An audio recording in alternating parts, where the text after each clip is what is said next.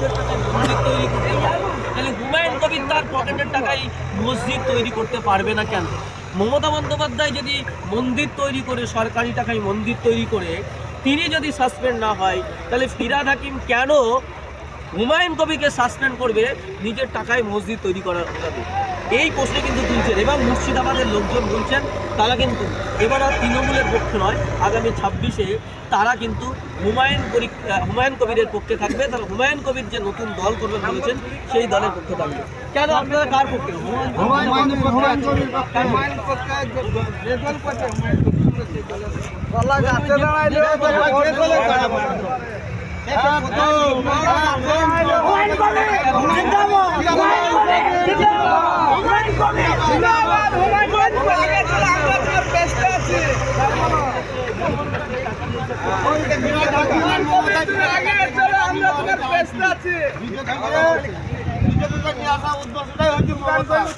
আর ৭০ নম্বর বিধানসভা তৃণমূলের এমএলএ কে এক্স করে ছাড়াবে এখানে এমএলএ কে হারিয়ে ছাড়া হবে তৃণমূলের এমএলএ কে, বুঝতে পারছেন? দেখে নেবেন হুমায়ুন দেখে নেবেন কমান্ডটা হুমায়ুন কবির কি জিনিস এখানে বুঝিয়ে দিবে 26-এ মানুষ, ৭০ নম্বর বিধানসভার মানুষ এখানে বুঝিয়ে দিবে 26-এ। আপনারা কি চাইছেন?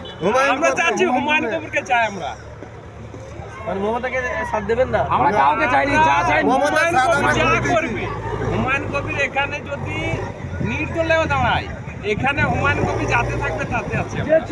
হুমায়ুন কবিরের হ্যাঁ, হুমায়ুন কবির যেটা বলেছে হুমায়ুন কবির একেবারেই দেখতে পাচ্ছেন এখানকার জনগণের যে উচ্ছ্বাস, এখানকার মানুষদের যে দাবি, যে কথাবার্তা, তারা বলছেন আমরা হুমায়ুন কবিরের পক্ষে। হুমায়ুন কবির যে দল